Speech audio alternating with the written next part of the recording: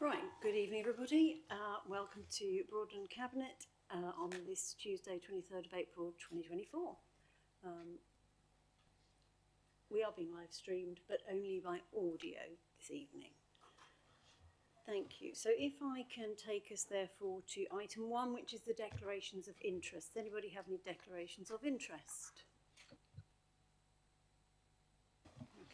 Okay, thank you. Apologies for absence. Do we have any apologies for absence? No apologies for absence. Lovely, thank you very much. The minutes of the Cabinet meeting held on the 13th of February. Has everybody had a chance to look at those? And are we all happy with the content? Lovely, thank you very much. In that case, if I move on to public speaking, do we have any public speaking, James? There's no public speaking, Chairman. Lovely, thank you. In that case, item 5, overview and scrutiny. If I could ask the Chair of Overview and Scrutiny to give any feedback, and I will, of course, come back to you. Just remind me, Nick, at each item if you want to say something. Thank you. Thank you. I think I'll start by actually just saying a big thank you to Richard and Mike. They had an enormous amount of work and we did ask a lot of questions. Every single member of Overview and Scrutiny asked at least one question, with many asking more, and they were all relevant. And I think hats off to Richard and Mike, who were able to answer all our questions without saying we've got to go away and find that or we'll come back to you. And we probed sort of, I wouldn't say come across the wrong way, but we probed them a lot without ones come across the wrong way at all there. And they gave answers which we all found incredibly satisfactory, and all the items that they proposed, or that they brought to us, were accepted. I think it's just worth noting that we felt there was a lot of questioning about the understanding of the reasons behind why these were coming forward, and all the arguments made complete sense. I think particularly around the temporary accommodation placement policy, the idea of mitigating appeals, and ensuring that necessary steps have been taken, because this is a really important thing. You know, we know how temporary accommodation has such a cost for the council and for taxpayers, but how really vitally important it is for residents who suddenly find themselves in that situation, and that there has to be a real evidence base for the decisions. So hats off to them for the answers they gave, so I think that should be acknowledged. All recommendations, and I won't mention anything below the line, but all recommendations up to that point were fully accepted by all members, and everybody spoke very much in favour of all items. Thank you. Lovely, thank you very much indeed. Yes, I'd echo that hard work has gone on to reach this point, so thank you to the officers. Representations from non-cabinet members. Do we have anybody who would like to speak?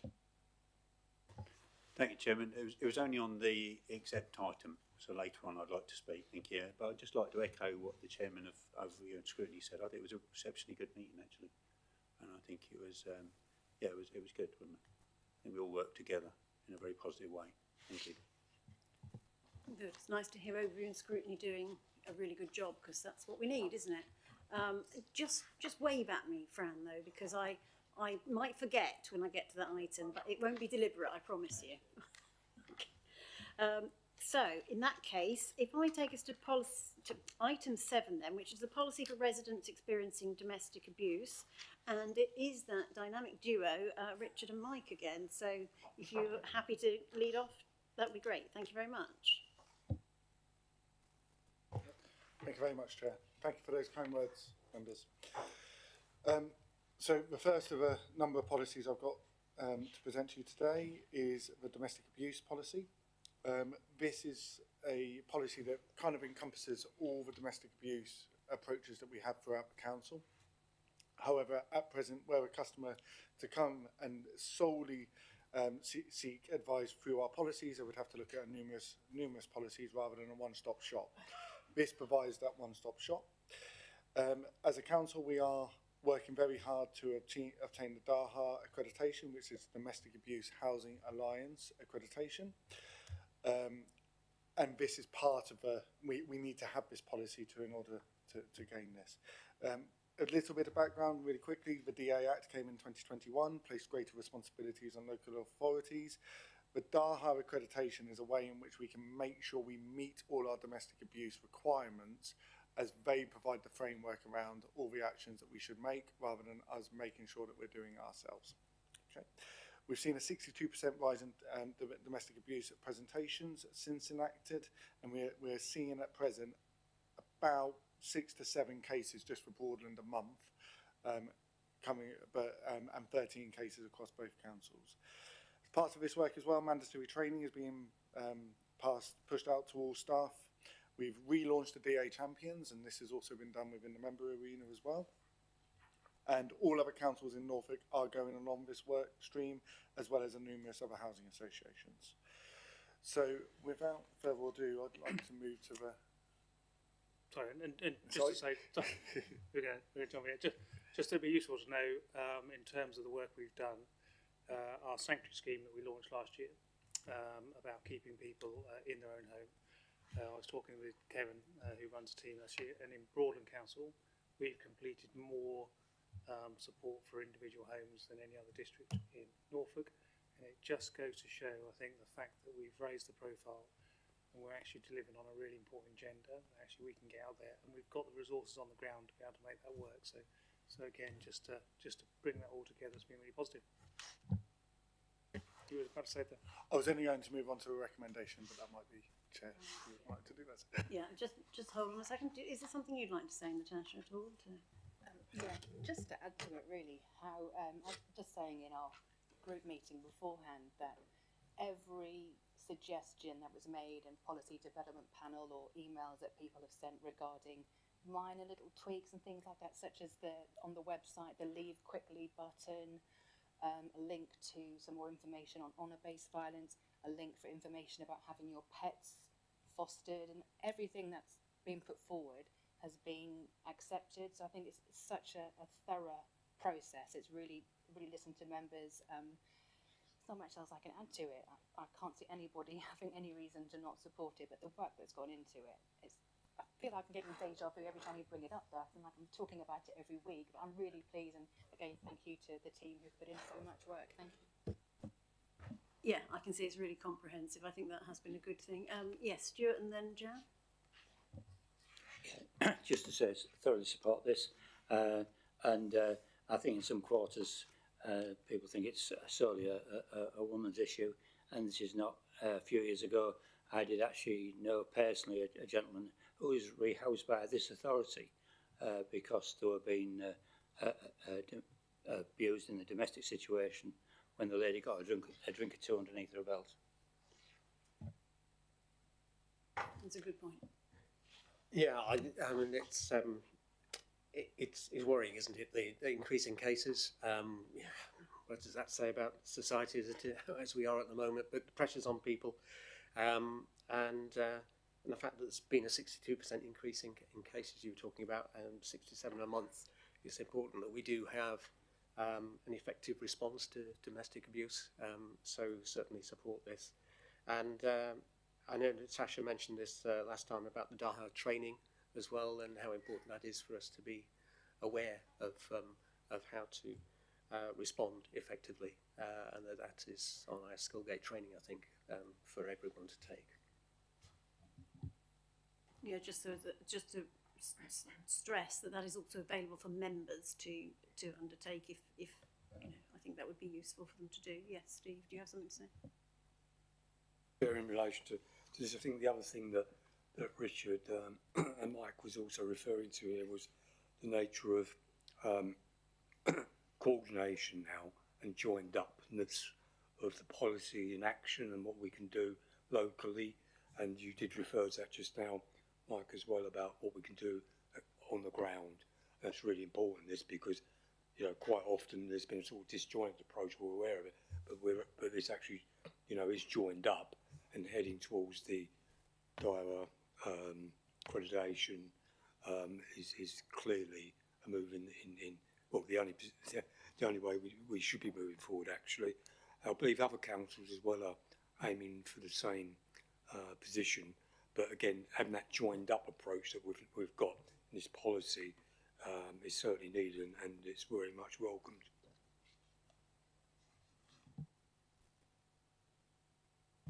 Yeah, I'd just like to back up that the Skillgate training on this is very useful. I did it just after we started last May, and it really does alert you to what to look for. So I would recommend all council members to do that training. Okay, thank you very much. Okay, well, I think that's pretty comprehensively agreed with, don't you? The recommendation is to agree the policy for supporting residents experiencing domestic abuse, and I don't hear anything that suggests we are all going to sign up to that. So if we just nod to say that is so, thank you very much. In that case, if I move us on then... Sorry to just say, at least one member requested that perhaps there be some member training on this to extend knowledge, so members beyond just the committees that have had these reports, but also just to learn more about this. And I know that's something that was mentioned at ONS and will be looked at. There is the Skillsgate training that's available to all members. Yeah. So I don't know if you mean something beyond that, do you? I think we were talking about something beyond that. Mike's got his hand up to say. Yeah, Mike? Thank you, and we've discussed as a team and want to push forward with some awareness training as well with members. You know, if I can be honest, we had some in December. It was slightly disappointing about the turnout. You know, whether it's a time of year or whatever, but certainly we'll look at teams, we'll look at face to face as well. But it's just that skills-based training, as Councillor Booth said, is really important as a general overview. I think that awareness training, bringing people in, and maybe we can bring in experts as well to make that training come to life. So we'll certainly take that on board, Chairman. So I think the point is you did run some in December. So it has been run. So obviously if some people have missed it, it's possible that they'll do that again. And obviously look out for it if you are a member who hasn't yet done any of that training. So if I just recap then, we are agreeing the recommendation, which is that our policy I've moved on. Supporting residents experiencing domestic abuse, we are all happy to support and agree. Yes, thank you very much. Okay then, thank you Nick as well. In that case, I will move us on then to item 8. Just roughly quickly checking to make sure I have got the right item this time. The tenancy policy, and again, if you'd like to just give us some summary, that'd be really helpful. Thanks. Thank you very much, Chair. So very recently the council became a registered provider, and we are now capable of providing a large range of tenancies in which we would otherwise not have done so. The parameters the parameters in when we would provide such tenancies aren't written down in a policy yet. We need to write them down in a policy.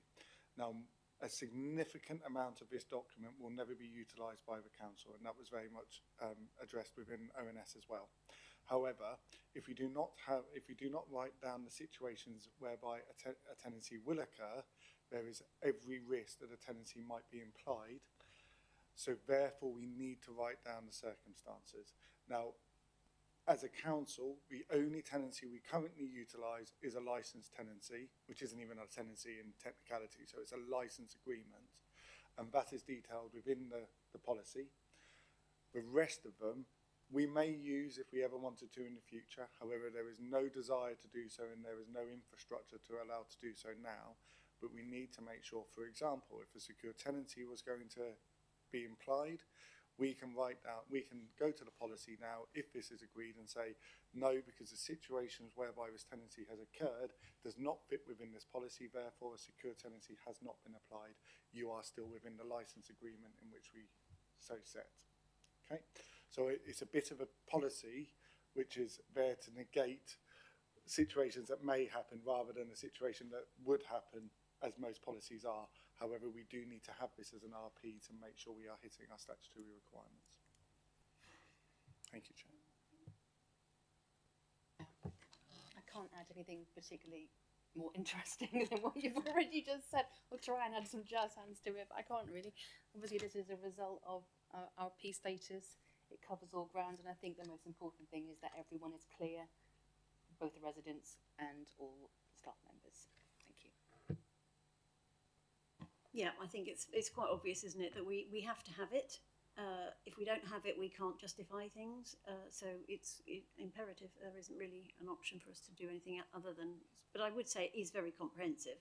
So I think it's very well written, and it's quite clear. I think, which is always useful, because I do hate it when you get a policy and everybody goes, "What does that mean?" I think it's very clear and understandable, which should be of you. I presume this will be put on the website, will it? Is it? Yeah. Okay, so as far as I'm concerned, that's a good thing. Does anybody else have any comments to make? Yeah, I think that page 32 sort of backs up really what Richard has been referring to, 2.1, 2.2. You know, we now are a registered provider, and although a number of these aspects or policies were being operated prior to this, clearly we needed to tighten up, especially now as we're a registered provider anyway. But it does bring on some more obligations. So having these in agreed, tied up, and of course the issue of right to buy as well, which wasn't there before in terms of where we stood, could come into play. So having all this now tied up, and particularly that background really covers it, I thought really well, is welcome and needed, of course. So more than happy to support this as well, Chair.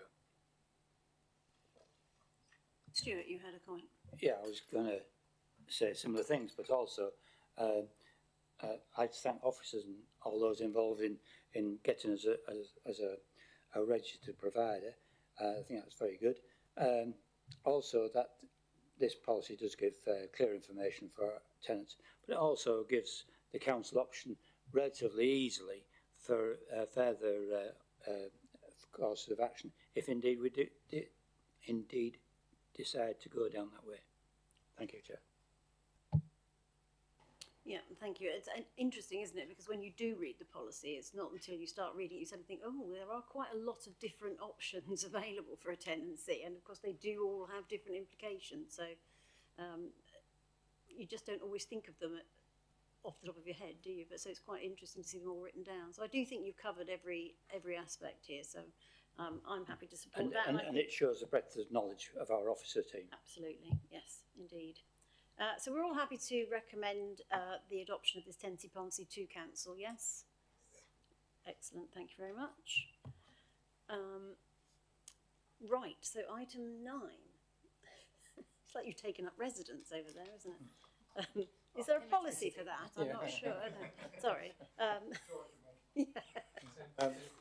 Yes. Yeah. Okay, I'll let you go on.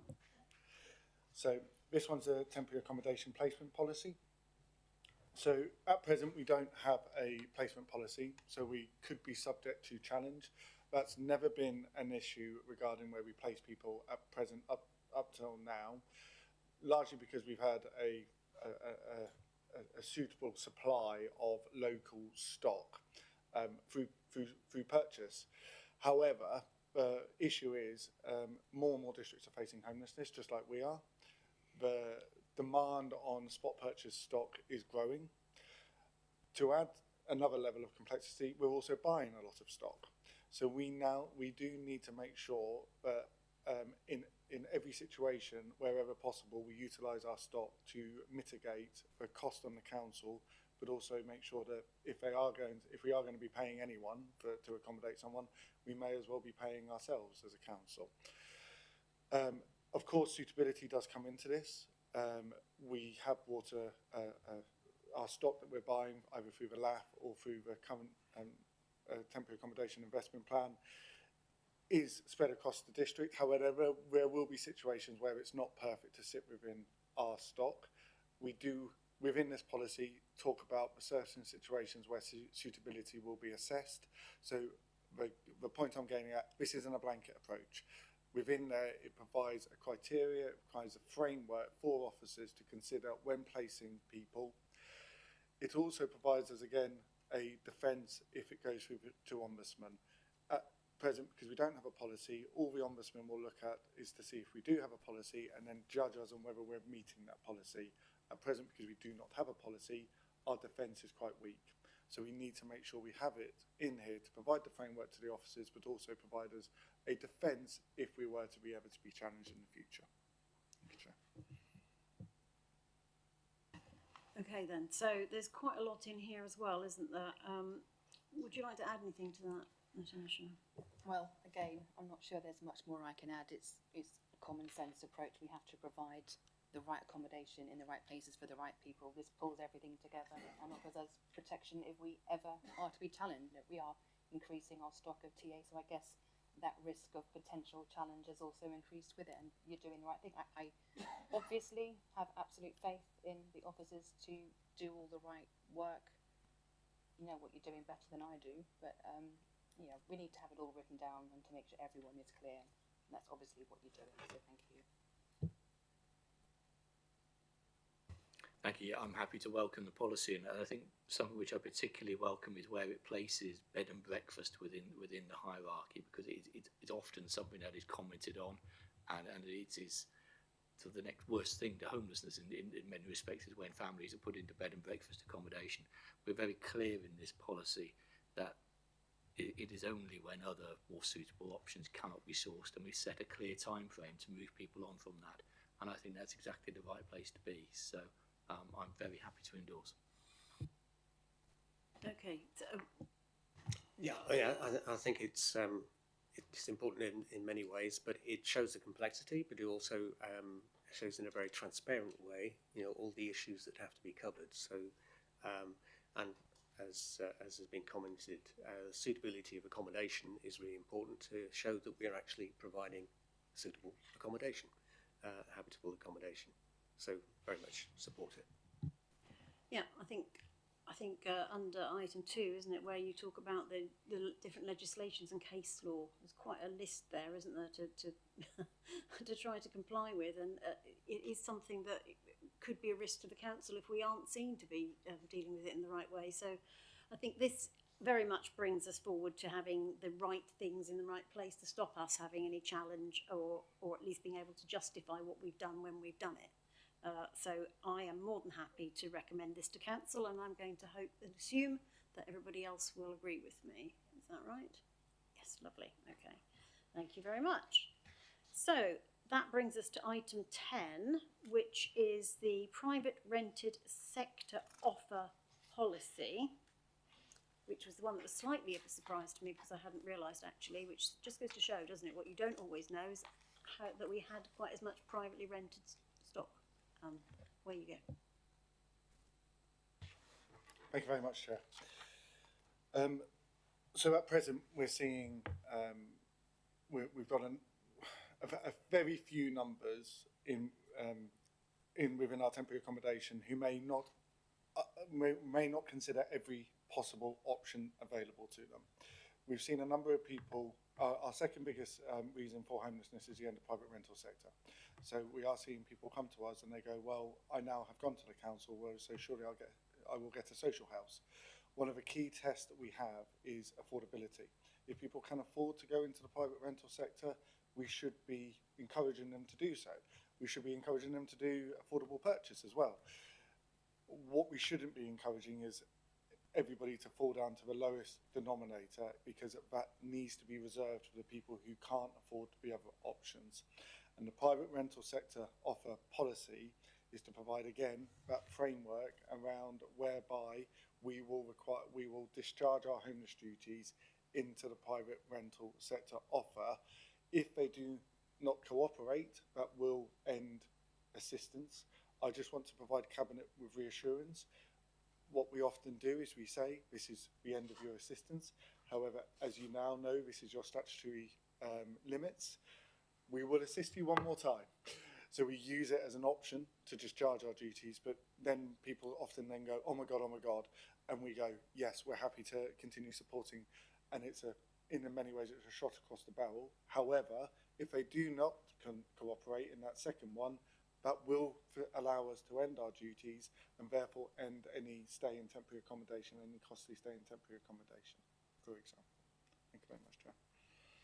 Yeah, thank you very much. I think you're absolutely right, aren't you? I think this is one of the key things is about social housing being in very scarce supply, actually, which doesn't help the situation at all, does it? Does anybody else have any comments? Or Natasha, did you want to add anything? Well, again, I have nothing much more to add. I don't think it's something that a lot of people will be aware of. They probably, like Sue, you weren't quite up to date on exactly what the private offer is. I think it's an interesting opportunity, and again, it is indicative of the state of social housing in this country. There just isn't enough. We can't have people fighting like rats in a sack for it. If people are available to go up rather than down, then it absolutely should. But yeah, I won't say exactly what I think about the lack of social housing. I'll leave it there. Thank you. Can I just clarify then? So when our duty as a council ends, do we then offer any kind of transition to another, kind of solution, or that is it? The council's duty ends. So strictly with legislation, yes. However, we've got an ultimate safety net. But prior to that, if someone says, as I said when I was referencing the report, we will always say the end of your homeless duty has occurred. Therefore, you're now basically on your own. However, we normally at that point we then bring them back in. If they still don't cooperate and they are faced with the ordeal of rough sleeping, they then fall within the rough sleeping structure. So they only have to be on the streets and verified one night. Then we pull them back into accommodation. Then at that point, your options are limited. However, unfortunately, sometimes we do have to. I've had a number of people, not a number, but a handful of people, whereby they kind of want to call your bluff and call your bluff and call your bluff. And then as soon as you get to the rough sleeper team, they go, oh God, this is real now. And then they very much help us. And we still get rough sleepers into private rental sector. So we achieve that, which is an outstanding goal, really, to be able to get that through.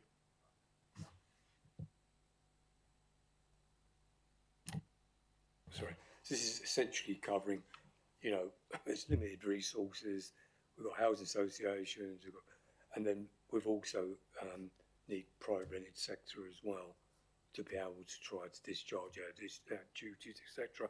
So I mean, a key aspect I think Appendix 1 was very useful to me actually, because it really does lay that out, the 12-month guarantee, needs 12 months in the private sector. Could you just clarify one thing, which I think I know the answer on, but just clarify one thing. So from the date of the offer, 12 months, you've got a 2-year period that begins. That's on the bottom paragraph, I think, of the appendix. And then if somebody becomes homeless within that 2-year period, then you can then there could be another offer considered. What happens at the end of the 12-month period with that landlord? If that landlord says at the end of 12 months, I don't wish to renew this anymore, I presume that we're still in the same ball game because it was a tenancy we offered, that we then would have to offer them again a short hold tenancy again, not just say, well, now you've got to sort of become homeless to be able to then, make another application. In case it's continuous, but we would be with somebody else, Richard.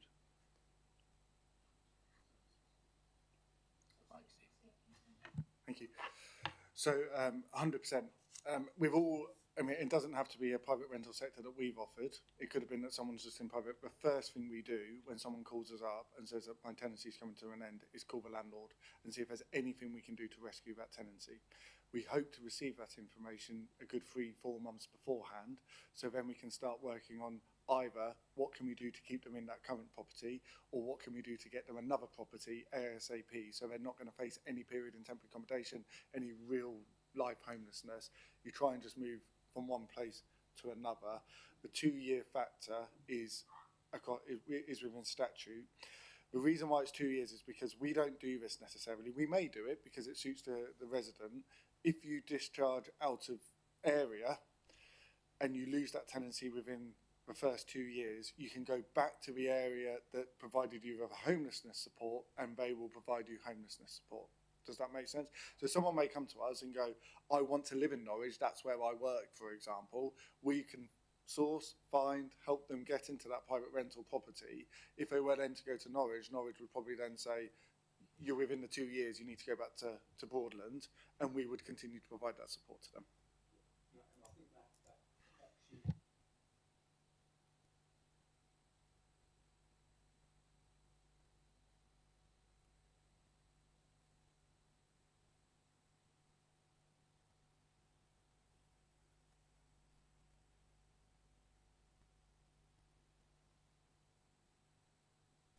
I'm very pleased to hear it. Good. Oh, I had a comment to make there, and it's gone right out of my head now. It was vaguely related to that, but it is to do with the fact that people don't realise we're getting quite a lot of people coming to us, you're telling us, who are looking for help and support, partly because they want to come and work with you lot, I guess. So that's a good and a bad thing, I suppose, but anyway. So thank you for these. I guess everybody else is happy to support this one as well. Okay, so we'll take that as a yes then. Thank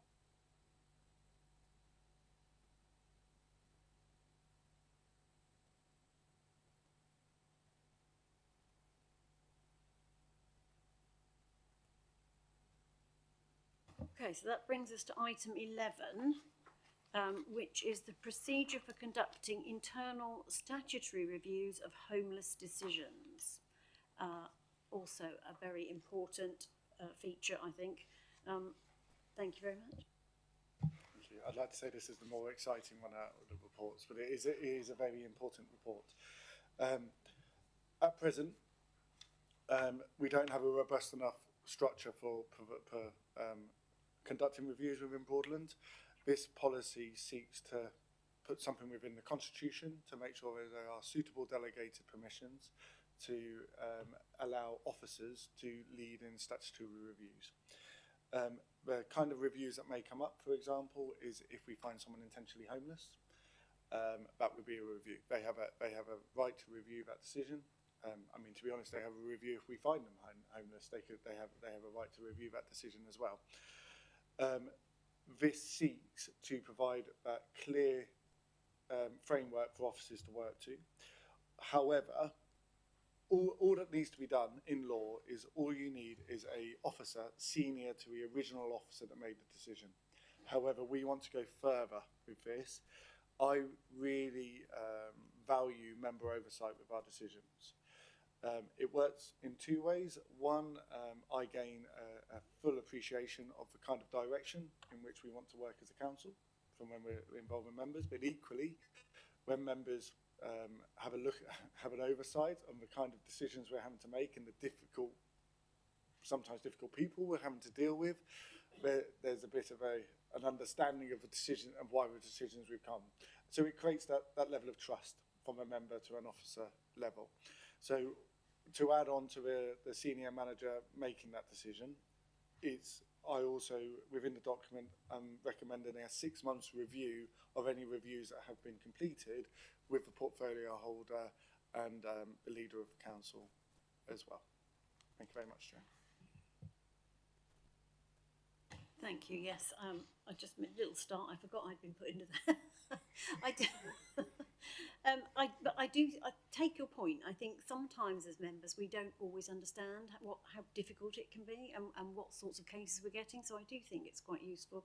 It does work both ways, doesn't it? So I think this is a really good opportunity to put a really thorough review in, which will take account of different perspectives, perhaps. Does anybody else have any comments to make? Yes. Yeah. Yes, Chair. I'd like to support what you said, and I'd like to express appreciation for the comments of the officers, because I fully agree with those. I was a member of a tribunal for 22 years, and I can say that member input is actually very valuable, and it does ensure that everything is done properly in accordance with the rules and regulations, and in depth, not just seen to be in just a tick box exercise. So from my personal experience, I do fully support this. Thank you, Chair. Yeah, and also I think it's really relevant what you said, Richard, as well, and what the report says about most other local authorities, and it's just not Norfolk and Suffolk. I do know that some local authorities around London do have member oversight, Some of them actually have a panel as well. Some of them have leader or portfolio holder, but about half don't. So outside Norfolk and Suffolk, it's sort of reflected as well. And I think the member oversight does help in the way that you said, helps the officers, helps the whole organisation. And I think that the leader and the portfolio holder for community is completely appropriate for that look-see, check on it in terms of oversight. And it's really glued together then. So I think that's a really first-class recommendation in the report. So certainly support the emphasis behind the report plus that recommendation on the oversight as well, Chair. Excellent. I think, Martin. Yeah, I just add that member involvement also reassures the public that we're doing a good. That it's not, they're not just going to go up against an officer. That there will be elected member oversight. Must give them some reassurance. That's a very good point, actually. Yes, I think that's very true. Yes. Yeah, just to follow on from what Martin said, really, it's good to have it in writing that there will be member oversight, but a lot of the time we're the first port of call for people to call and complain if they're not happy with something anyway. So we are involved. I think it's really important that we have a more strategic involvement in it.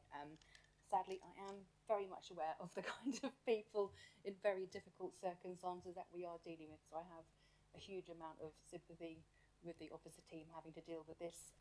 This policy makes it very clear for everyone, which can only be a good thing. And I'm really pleased that yet again we are going above and beyond. We're not happy to just do the absolute bare minimum. We raise our standards a lot higher. So thank you again for that. Lovely. So can I have a show of hands if we're all going to agree with the recommendation, which is the proposed process will undertake statutory reviews of homeless cases. We adopt it and exceeds the minimum statutory requirements, which will also involve the leader of the council and the relevant portfolio holder in 6 monthly reviews. Thank you very much. Lovely. Oh, two votes.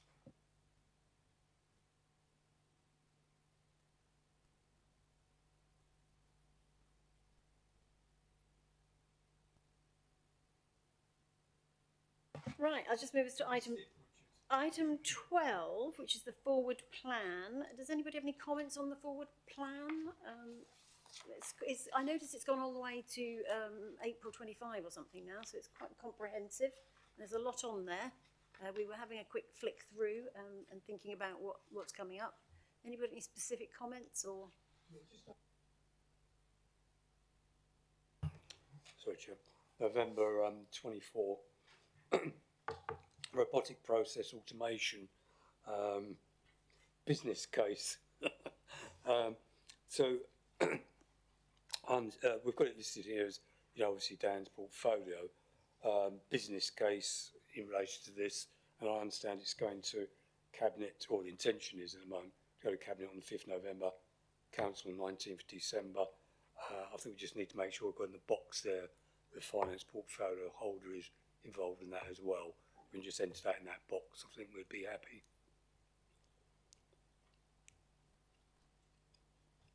As well as Dan, of course. Don't mean eliminate Dan.